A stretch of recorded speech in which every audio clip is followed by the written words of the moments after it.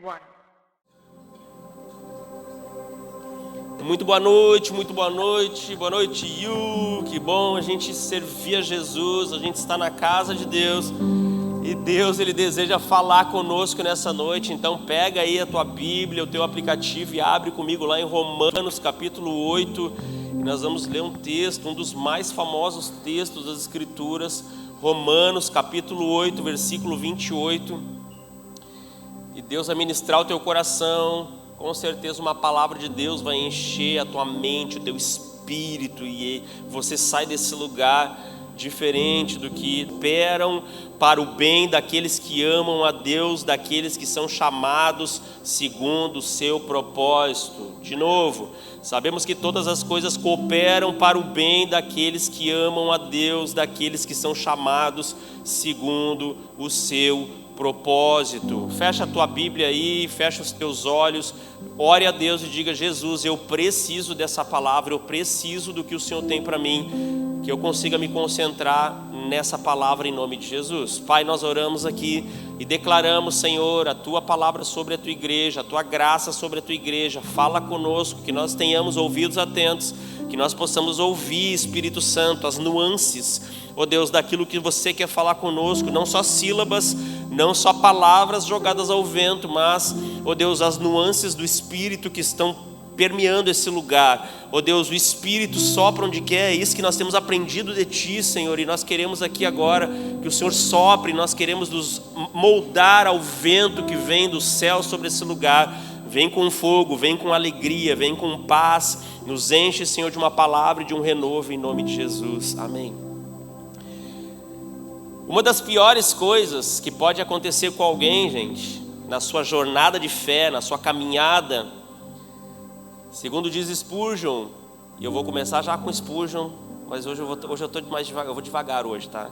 Fiquem tranquilos. A última pregação foi sobre o inferno, eu preguei 1 hora sobre esse tema, então hoje nós vamos na manha. Spurgeon, ele fala assim que a pior coisa que pode acontecer a alguém, a qualquer pessoa, é ter tornado o seu caminho demasiadamente leve. Hoje nós estamos experimentando uma das gerações mais molengas da história. Essa é a verdade, pode ficar chateado comigo. Eu não acredito que tenha ninguém que nasceu depois dos anos 2000, eu não consigo acreditar. Você nasceu depois dos anos 2000, Fred? Sai daqui de cima. Não, tô brincando. Eu não consigo acreditar que tem alguém que nasceu depois dos anos 2000, eu estou começando a ficar nessa pegada. Mas a verdade é que nós temos uma galera que nasceu nos últimos anos, assim, uma geração nova, e a gente começa a perceber algumas coisas, e essa geração nova nunca capinou um pátio, né? Cauê, tu já capinou um pátio? Duvido. Já capinou? O Cauê é o cara, hein? Esse é o cara, não é à toa. Mas essa geração é a geração que não capina pátio, nunca jogou um Super Nintendo e botou um cartucho, assoprou uma fita, é tudo online, é tudo no streaming. É uma galera diferente, é uma galera que não está acostumada a viver sob situações difíceis e não sabem lidar com algumas situações. Essa é a grande realidade. Eu vejo hoje que muita gente não tá preparado para encarar o mercado de trabalho, porque não viveu a vida. É o streaming, é o iFood, é tudo tudo de boa, é tudo na mão, é tudo entregue. Aí vai no mercado de trabalho, tem um chefe, tem que acordar cedo, tem que trabalhar até de manhã, até o fim da noite, tem que estudar na faculdade. E aí a galera não aguenta, porque é uma geração que não conseguiu ainda se adaptar. E isso já vem acontecendo, a minha geração já é assim, as gerações mais novas já são assim, mas eu sinto que isso vai acontecendo e as coisas vão piorando, e aqueles que eram mais brutos com a vida também foram se amoldando a esse novo vento da comodidade. E a verdade é que a gente começa a perceber que muitos de nós não estamos mais acostumados a lidar com a pressão. E hoje a pressão é o que nos leva a viver uma vida, e muitas vezes a gente atribui a pressão a algo que seja totalmente ruim, e começa a dizer que a pressão é ruim. E quando nós olhamos para as Escrituras, nós vemos que a pressão ela não é necessariamente ruim. A pressão, na verdade, nas Escrituras levam muitas coisas a acontecerem. A pressão é o que leva as coisas a acontecerem. Mas hoje em dia, o jovem dinâmico que acha que tudo tem que ser fácil, a primeira pressão que surge, ele chora no banho porque ele não aguenta aquela situação, porque ele acha que aquilo não deveria estar acontecendo com ele. porque ele deveria estar vivendo uma vida lisa, reta, tranquila. Afinal de contas, ele aprendeu na internet que Jesus é bom e que tudo vai acontecer de bem com ele e que é só prosperidade, mas não. A verdade é que as Escrituras nos ensinam que debaixo de uma grande pressão, muitas vezes é que surgem grandes transformações e grandes coisas acontecem. Mas a verdade também sobre nós, no nosso tempo, é que nós estamos parecendo como música alta. Eu não sei se você é como eu sou uma pessoa que eu preciso me focar nas coisas. E aí quando eu estou dirigindo o carro, se eu estou numa situação de risco, assim que eu tenho que fazer uma baliza, eu costumo andar de carro sempre no volume no talo, assim, eu gosto, a Jéssica fica de cara comigo, mas eu gosto. E eu estou sempre ouvindo música, muita música, é sempre um louvorzão, e é sempre um negócio meio melodramático, assim, eu curto essa pegada, né, de Bethel, de Jesus Image, então eu fico ali, sabe, naquela coisa, e vou indo, e tipo assim, às vezes o evento que eu estou não tem nada a ver, sabe, mas eu estou nessa pegada. E aí eu vou estacionar, quando eu vou estacionar eu baixo o volume. Porque o volume dá, eu não sei o que acontece na nossa cabeça, mas você já viu sempre quando dá uma ruim, né? Você está em casa, assim, está tudo alegre, você está com o volume no talo ali, ouvindo uma música de Deus em nome de Jesus, algo que te edifica e que te coloca para próximo de Jesus, em nome de Jesus. Se você está fazendo isso, quando dá uma ruim, né? Quem é casado dá uma ruim, vai discutir ali, a primeira vítima é o som, né? Porque ninguém consegue fazer uma DM, né? Não rola uma DM com aquele som, né?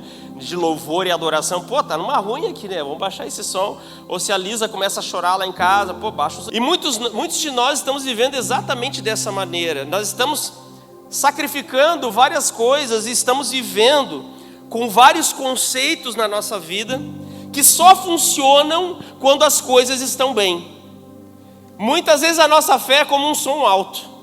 Só funciona quando está bom, mas quando as coisas apertam, a verdadeira face de quem nós somos verdadeiramente aparece. Muitos de nós, e eu me encontrei nesse lugar, e eu digo para a Jéssica que eu fui meio domesticado, né, ao longo da minha jornada de fé. Eu fui criado num ambiente muito hostil, um ambiente de extrema pobreza. Alguns de vocês já conhecem a minha história. Um ambiente extremamente hostil em que falar obrigado, né? Eu lembro que logo no início, quando eu comecei a namorar a Jéssica, eu dizia para ela assim: ai, teus irmãos ficam falando muito obrigado, ai, não sei o quê. Eu falava assim porque eu achava aquilo assim, porque lá em casa era tudo bruto, era tudo empurrado, era tudo de qualquer jeito. E a minha criação foi assim, e a família da Jéssica é muito educada, eles são muito polidos. E a Jéssica, a gente foi começando e avançando no relacionamento. Eu era muito grosseiro, eu era muito explosivo no início da nossa relação, e eu fui sendo domesticado ao longo da minha jornada. Tem crente que tenta santificar o seu pecado dizendo: ai não, é que eu sou sanguíneo, por isso que eu falo o que eu penso. Não, você é só um pecador, é só isso. Você é só uma pessoa que não tem controle, que nem uma criança que faz birra, só isso. Você não consegue controlar suas emoções, e por isso você atribui isso a um tipo, só porque você leu um livro uma vez e acha que é assim. Não, você só age como uma criança. E eu fui aprendendo isso na minha jornada, que eu precisava crescer nas minhas emoções. E aí nisso entrou o estudo, né? Estudar as minhas próprias emoções e ser vulnerável o suficiente para conversar com pessoas, para testemunhar sobre a minha vida, ser vulnerável o suficiente para aceitar a terapia, ser vulnerável o suficiente para aceitar a opinião alheia, ser vulnerável o suficiente para ouvir a esposa e entender que existe algo genuíno, belo, poderoso, glorioso na vida dela, que pode servir muito para mim e que eu devo crescer muito. E eu cresci muito com ela pela via do diálogo. É alguém que sabe, que conversa, que gosta de fazer uma DM como ninguém, é maravilhoso, e a gente sempre resolve tudo. E por isso eu atribuo boa parte do nosso sucesso na nossa relação e no nosso casamento a isso, ao fato de que a gente conversa sobre tudo e resolve tudo, tudo é bem resolvidinho. E ao longo da minha jornada, as explosões elas foram diminuindo, e eu fui aprendendo que aquilo não glorificava a Deus, aprendendo que as pressões da vida não são desculpa para viver uma vida debaixo de um certo tipo de emocionalismo. E eu queria que você aprendesse só uma única lição. E enquanto eu estava orando aqui, adorando a Deus, eu pensei: cara, existe só uma coisa que nós precisamos aprender hoje aqui, e eu espero que ela seja entendida por vocês. E nós vamos dissecar isso ao longo dessa ministração. Conforme o tempo foi passando, o que eu descobri na minha jornada é que muitas pessoas, elas são, quando o fogo, quando o desespero, quando a pressão alcança elas se tornam mais fortes, elas aprendem com a lição, elas aprendem com aquelas situações, elas explodem, elas perdem a cabeça, perdem a decisão, a capacidade decisória, e isso só destrói, ou aquele fogo que cai sobre ela vira como uma fumaça. Ela não tem capacidade. E o pior não é ser assim, o pior é você não ter condições de reconhecer que viveu isso e capacidade de melhorar. Porque cada um teve uma criação, algumas pessoas são mais polidas e educadas, algumas pessoas foram crescidas em ambientes muito melhores, em que puderam ser ensinadas, mas outras pessoas como eu foram criadas no meio da tragédia praticamente, e eu tive que aprender com a vida. Mas o que Jesus nos ensina ao longo da sua jornada e ao longo da nossa caminhada como igreja, é que nós temos que aprender uns com os outros, olhar para nós e deixar o nosso orgulho de lado, abrir mão daquilo que nós achamos que é bonito, achar que é bonito. Nós estamos vivendo num tempo em que há um certo tipo de reforço de que tipo de homem nós devemos ser. E aí, na contracultura de dizer para as pessoas que os homens eles têm que ser contra essa molenguice que existe, essa cultura da molenguice, aí agora começa a surgir uns homens truculentos que falam sem pensar e falam o que querem da sua cabeça. Então agora a gente tem dois movimentos que não glorificam a Deus: aqueles que não assumem a sua hombridade e aqueles que agora acham que é pelo meio da força que eles vão combater e vão ser contra a cultura. E nós estamos no meio dessa loucura, essa é a loucura que nós estamos. E aí o que nós temos que fazer? Olhar para Jesus, homens, olhar para Jesus. Vai ver como Jesus agiu quando ele foi confrontado, vai ver como Jesus agiu quando ele foi para a cruz, vai ver como Jesus agiu quando ele estava no meio dos pecadores, vai ver como Jesus agiu em todas as situações da tua vida, e aí você vai ver se você vai ser. Nós precisamos caminhar em direção a isso, e nós estamos vendo tanta coisa. Eu dizia ainda esses dias num treinamento para o time do Worship, que o ano que vem vai ser um dos anos mais loucos da história da humanidade, por causa aqui, né, no Brasil, por causa das eleições. E nós vamos precisar sair da concorda politicamente com você. Eu até estava pensando hoje uma ideia, quem sabe eu boto para frente uma ideia aqui no ministério. Eu quero abrir uma porta numa sala, todo mundo que discorda politicamente, jogar todo mundo lá para dentro. Você só sai depois que vocês se resolverem e depois que vocês chegarem a uma conclusão. E a conclusão não é um convencer o outro, não. É reconhecer que existe amor de Jesus no coração do outro, existe uma boa intenção.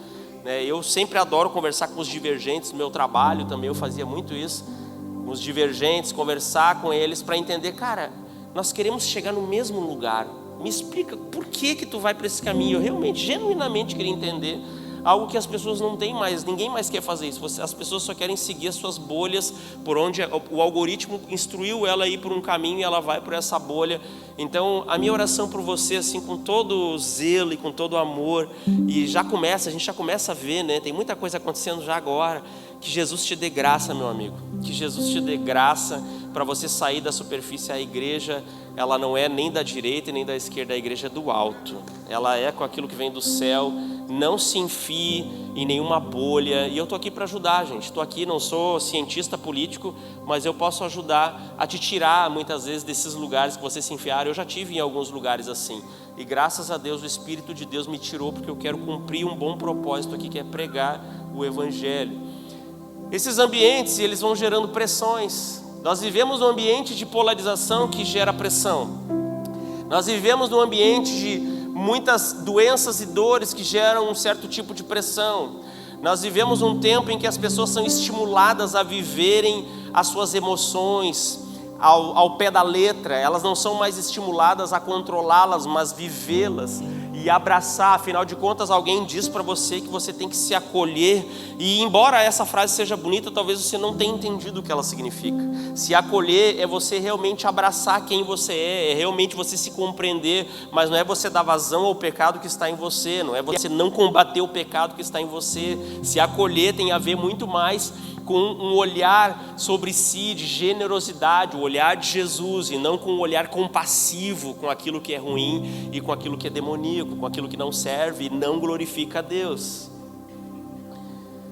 A pressão, meus amigos, revela o caráter. A pressão é uma lente de aumento que revela quem você realmente é.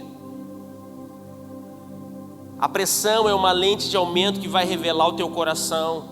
E uma coisa que eu fui aprendendo ao longo da minha vida de explosivo é que quanto mais eu explodia, mais eu revelava que de fato existia alguma lacuna em mim. Porque nos momentos de explosão, essas explosões elas revelam como uma lente profunda o que está lá dentro. É quando sai o que está dentro de você.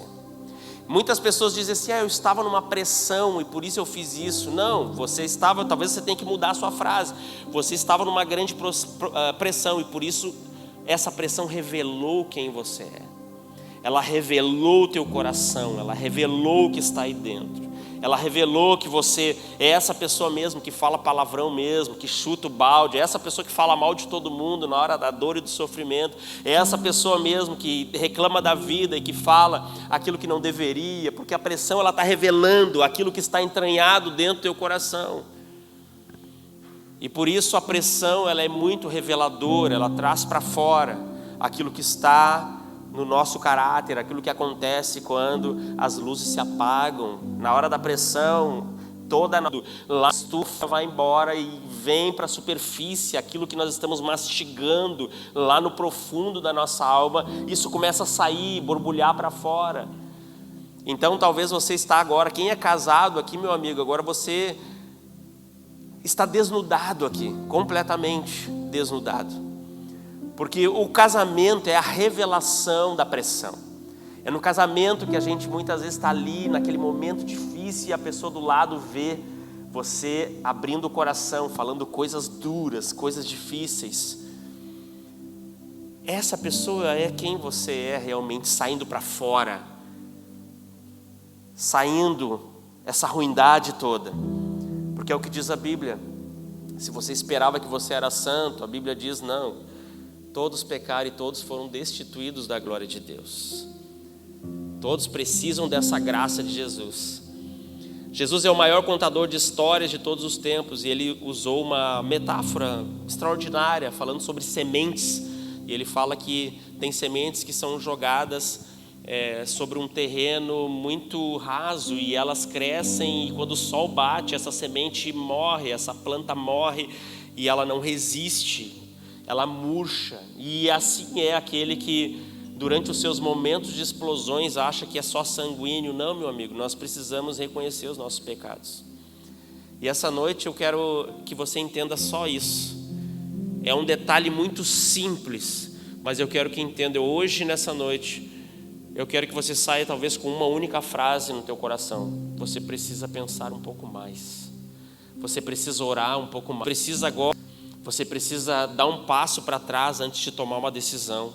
Você precisa agora olhar para Jesus e ver aquele Cristo manso. Ele diz, eu sou manso e humilde de coração. Você precisa olhar mais para esse Jesus e menos para aquilo que dizem sobre você. Olhar para a influência de Jesus e dizer, cara, eu preciso seguir um bom plano e o plano vem do alto. Jesus, por incrível que pareça, ele enxergou pessoas morrendo ao longo dos seus primeiros 30 anos de vida. Pessoas morreram, situações aconteceram, o próprio Jesus deve ter sentido dor e sofrido em vários momentos na sua jornada, mas Jesus não agiu. Não é você que sabe uma conta de matemática, eu digo assim, quanto é 6 vezes 6? E alguém vem aqui e fala que é 37, você fica se corroendo. Ah, meu Deus, eu sei que é 36. Mas eu queria que essa pessoa respondesse isso e ela não responde. Não é isso, Jesus tinha todo o poder à sua disposição. Toda a glória à sua disposição. Absolutamente tudo que o universo fez e tudo que foi criado por Ele. E agora Ele está no velório de alguém, agora Ele está vendo um cachorrinho com a pata machucada, Ele está vendo uma flor que murchou, Ele está vendo uma chuva que atrapalhou os planos de uma ida a Jerusalém para adorar o Senhor. Ele está vendo tristeza ao seu redor e Jesus, aos seus 25, 26, 27 anos, nada fez, porque existe um tempo determinado para as coisas. Existe um tempo para as coisas acontecerem. E se Jesus estivesse debaixo de uma grande pressão para resolver o problema do mundo, Jesus teria feito a qualquer momento, mas ele sabia que existia um momento para as coisas acontecerem. E aí você acha que só porque alguém falou algo contra você, você acha só porque aconteceu alguma coisa na sua empresa, você acha só porque alguém fez alguma coisa aqui na igreja, você precisa resolver hoje. Não, é hoje, eu vou falar na cara, eu vou dizer isso hoje, eu vou dar na mesma moeda, é hoje. E Jesus ficou 30 anos, como diz aqui a galera, pianinho, só vendo as coisas acontecendo, esperando a hora certa de agir. Você vê que nós temos muito a aprender com Jesus? Jesus nos ensina que toda pressão, ela precisa encontrar um propósito. Esther, quem se lembra de Esther, eu até preguei há uns anos atrás aqui sobre Esther, uns 4, 5 anos atrás, falei sobre Esther, capítulo 4, 14, um dos textos mais conhecidos das escrituras. Será que não foi para isso que Deus te colocou nesse lugar? Quando Mardoqueu fala isso para ela, olha, ela virou rainha daquele império, o império persa, e o seu povo, o povo da sua origem, o povo de Israel, estava sob ameaça, e até houve um decreto contra o seu povo, e ela tinha acesso ao rei, e ela podia dizer para o rei, e fazer um lobby lá com o rei, tentar dissuadir ele dessa situação. E ela estava ali conformada com a paz que excede todo entendimento, só que não era essa paz. Ela estava lá de boa, e daí Mardoqueu, reparando que a sua sobrinha estava lá nessa situação, ele chega para ela e diz, olha, quem sabe não foi para isso que você foi colocada nesse lugar. E aí o texto diz que ela foi, a Esther ficou um pouco atordoada, ela saiu, aquela paz que tinha nela foi embora. E muitas vezes nós achamos que quando a paz que nós temos vai embora, significa que Deus não está nisso, e talvez seja o contrário. Às vezes Deus tira a nossa paz para a gente poder entender que é na pressão que a gente vai fazer algo que cumpre o propósito dele. Amém? Às vezes é na pressão que nós vamos cumprir o propósito de Deus. A pressão é o palco onde Deus nos posiciona para cumprir o nosso propósito. É onde você perde a paz, é onde há mais espaço para crescimento. Esses dias ainda falava com um time de líderes aqui, Quando alguém entra na defensiva, a gente está falando sobre liderança, quando alguém entra na defensiva, quando a gente dá um feedback, ali é um lugar de crescimento, porque a pessoa perdeu a sua paz. Quando a gente perde a paz em alguma coisa, ali é onde tem mais espaço para crescimento. Se tem algo te tirando a tua paz, é nesse lugar que você vai ser. Porque se isso ainda tira a sua paz, sabendo que você é filho do rei, então significa que ainda há necessidade de você fazer algumas coisas que nós vamos falar aqui hoje. A primeira delas, eu quero falar 3 coisinhas. Como lidar com a pressão. 3 coisas que eu queria que você guardasse. Tem muitas outras, mas eu vou falar só 3. A primeira coisa, confie em Deus de todo o teu coração. Confie no Senhor de todo o teu coração. Confia em Jesus. Provérbios capítulo 3, versículos 5 e 6 diz assim: confie no Senhor de todo o seu coração e não se apoie no seu próprio entendimento. Reconheça o Senhor em todos os seus caminhos e Ele endireitará suas veredas. Chegou a hora de você dizer: eu cansei. Jesus te traz para esse lugar hoje para que você diga: eu cansei. Você não veio para a igreja para uma palavra motivacional, não. Você veio para cá para reconhecer: eu cansei, Jesus agora é contigo. Porque essa é a postura que Jesus nos coloca quando nós entendemos que somos filhos, que somos amados. Que você seja como Sadraque, Mesaque e Abdenego, que quando foram obrigados a adorar o Nabucodonosor, a imagem dele, sabe o que eles disseram? Ousados. Eles disseram lá em Daniel 3, 17 e 18: se nós fomos jogados na fornalha, na cara do rei, se nós fomos jogados na fornalha, em chamas, o Deus a quem nós servimos, Ele pode nos livrar. Crê na soberania de Deus, e Ele nos livrará das suas mãos. Mas, se Ele não nos livrar, saiba, ó rei, que nós não serviremos a outros deuses. Confiar no Senhor, sabendo que Deus é soberano, que Ele pode fazer todas as coisas, mas a tua confiança não é na solução, mas é no solucionador. A nossa fé, ela não está no livramento, mas ela está no livrador. Seja lá o que for que ele fizer, nós confiamos nele. Nele. Segunda coisa que eu queria dizer para vocês. Segunda atitude que você precisa ter. Autocontrole. Falei que eu estava calminho hoje, né? Hoje vai ser assim mais devagar.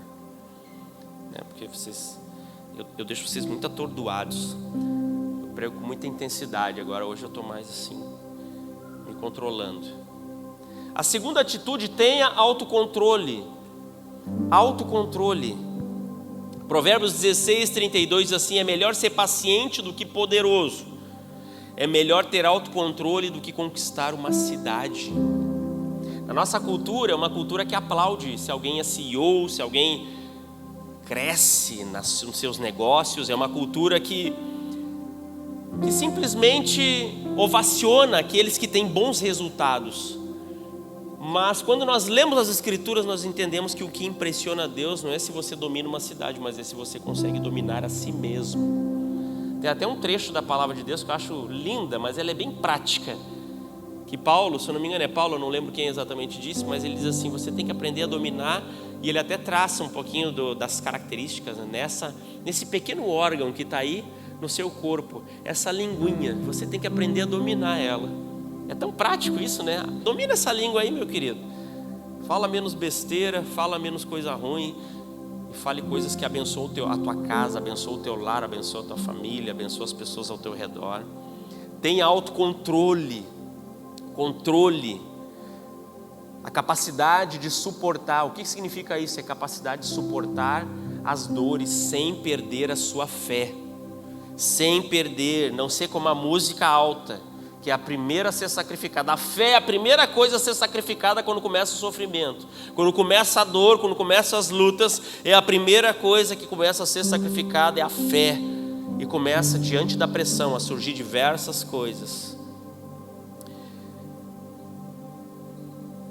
Não tem problema em você dizer: calma, eu preciso orar sobre isso. Não tem problema. Hoje em dia todo mundo quer, né, para ontem. Ele vai orar. Meu pastor me dizia muito isso, né? O pastor Valdevino, né? A Amandinha conhece. O pastor Valdevino, eu jovem lá, né? Bem louco, querendo fazer assim o mundo. Nós queríamos ganhar o mundo para Jesus. Não mudou nada. Continua na mesma pegada. Mas nós queríamos fazer tudo para ontem. Também não mudou nada. Também continua essa pegada. Mas eu queria fazer tudo para ontem. Tudo, pastor, vamos fazer. E ele dizia assim para mim, eu lembro, ele falava assim, eu lembro do jeito, né? Todo pastor vai ficando mais velho, vai fazendo sempre umas mãozinhas assim, né? Dizia: vamos orar, Marco. Não orar nada, eu quero fazer logo, vamos fazer isso logo, vamos resolver logo, vamos.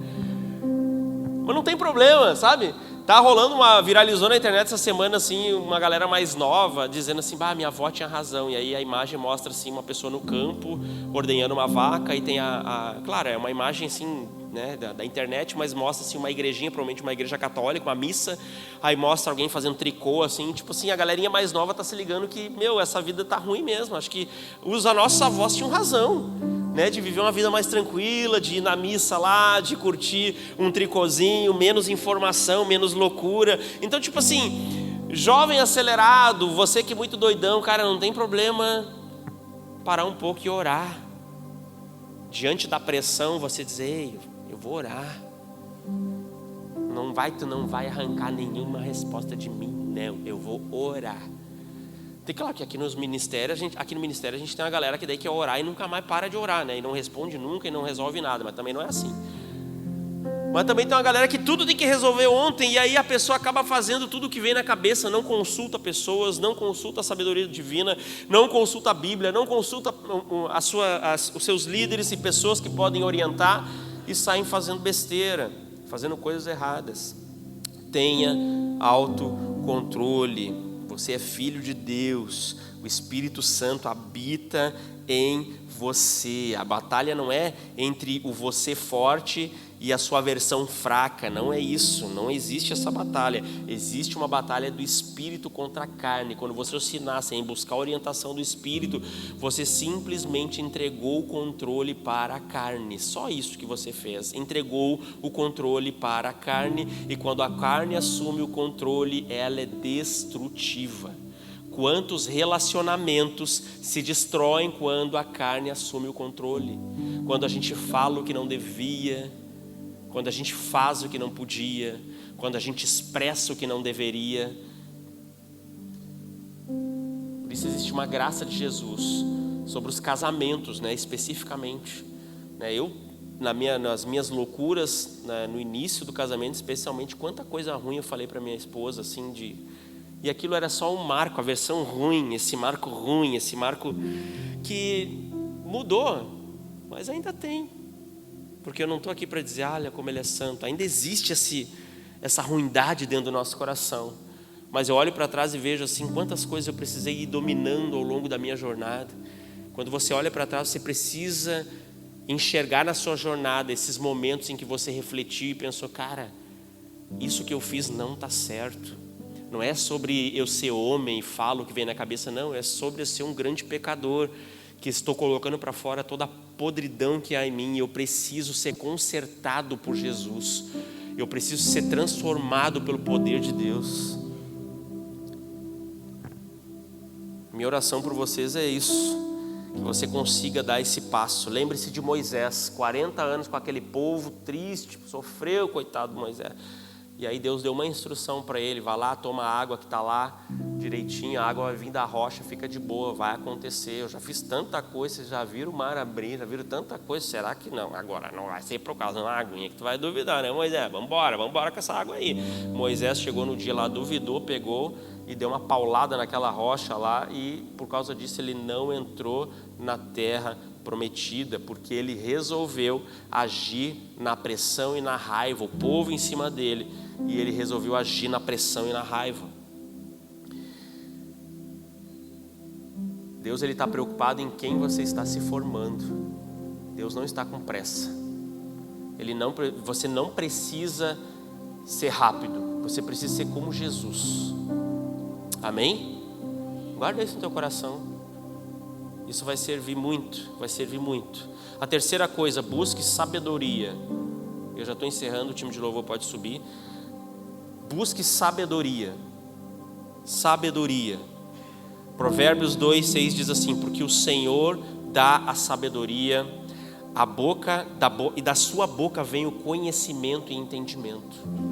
O Senhor dá a sabedoria, e da sua boca procede conhecimento e entendimento. Muitos de nós, diante da pressão, o que vem para fora é aquilo que nós estamos vivendo, e pesquisando, e lendo. Não vem Bíblia. Ninguém chega na hora ali do desespero e agora eu vou ver o que Deus está dizendo. Muitas pessoas o que faz nesse momento é vir o seu desespero, é pensar a pessoa não faz uma digressão, né? Uma palavra difícil, ela não faz ela não disseca, né? Ela não abre essa situação toda e avalia ponto a ponto, olhando para trás para ver o que dura, fez na vida dela até hoje.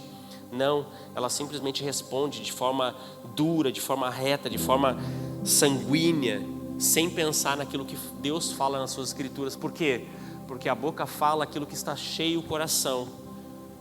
Se a tua casa não tem louvor, na hora da pressão não vai sair louvor. Se na tua casa não tem oração, na hora da pressão não vai sair oração. Se na tua casa não tem leitura e zelo pela palavra e pela presença, na hora da pressão não vai acontecer, meu amigo. Não vai acontecer, você vai ser o primeiro a fugir, você vai ser o primeiro, e quando você olhar para trás, você vai ver, cara, eu tomei várias atitudes na minha vida sem Jesus, porque na hora da pressão veio para fora aquilo que de fato eu tenho vivido, sem Jesus,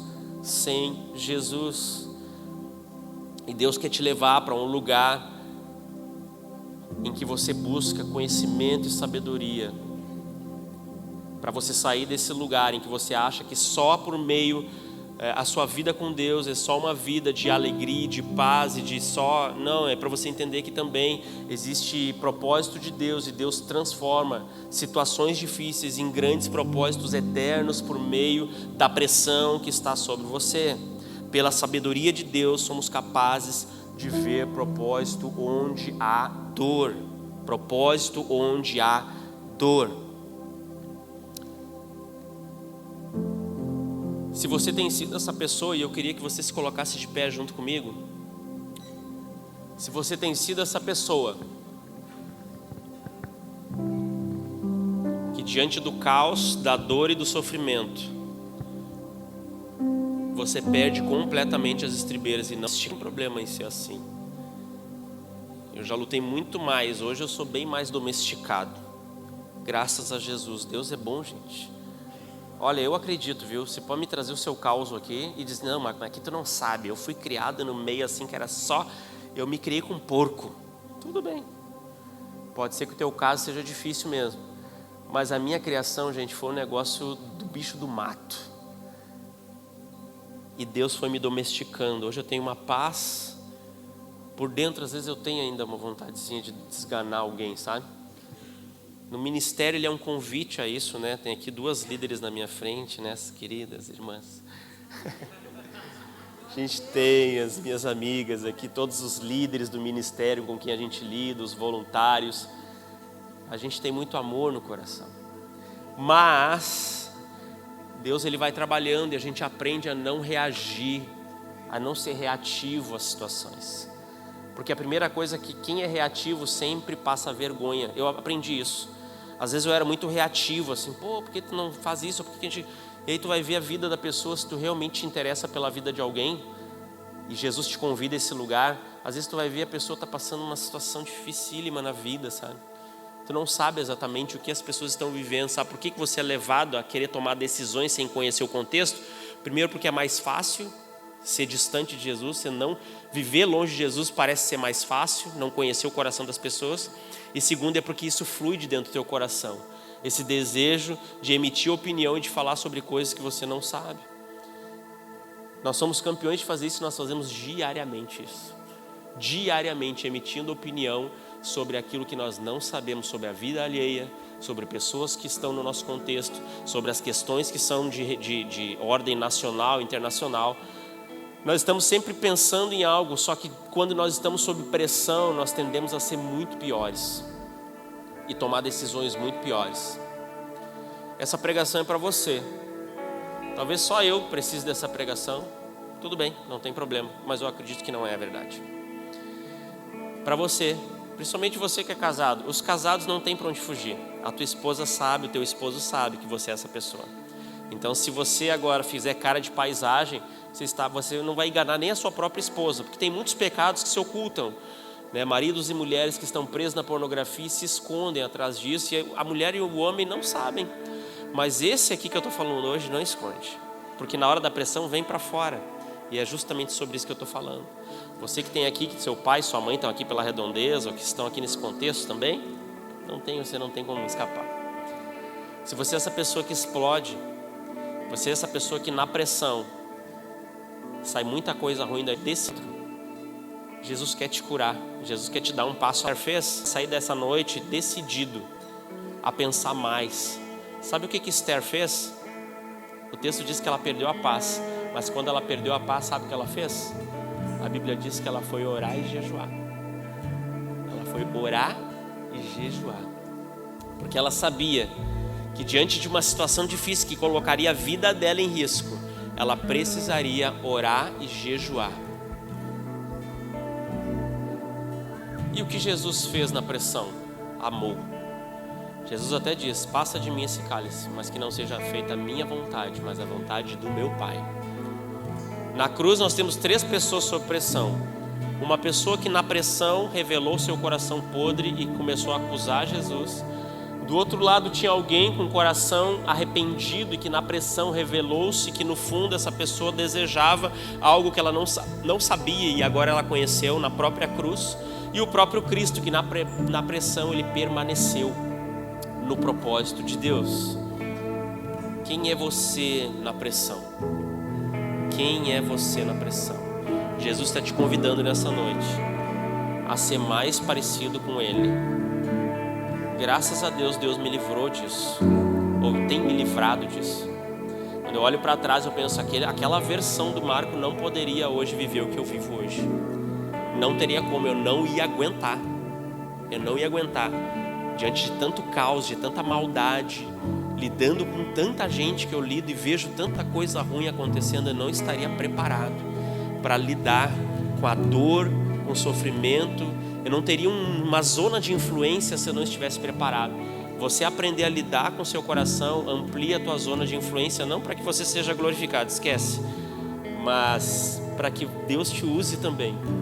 Deus precisa, a obra, os campos estão brancos para a colheita. Deus precisa de pessoas que tenham suas zonas de influência para alcançar essas pessoas, para discipular pessoas, para levar o evangelho ao mundo, e você é essa pessoa. Só que enquanto você não tem autocontrole, enquanto você não confia em Deus, enquanto você explode, enquanto a pressão vem, você simplesmente se lança aos pés do inimigo, você simplesmente traz aquilo que está no fundo para fora e dá vazão a toda a carne que é em você, e nos momentos difíceis da vida, na área pessoal, nas questões financeiras, na sua faculdade, no seu trabalho, você simplesmente revela coisas ruins. Deus aí nesse momento de não paz, é nesse momento que Deus está mostrando para você que há um lugar para você crescer. Talvez você diga assim: Deus, eu queria ser uma pessoa que abre mão, eu não quero mais viver essa vida de alguém que só recebe algo, mas eu quero ser alguém que abençoa, eu quero ser alguém que abençoa a minha cidade.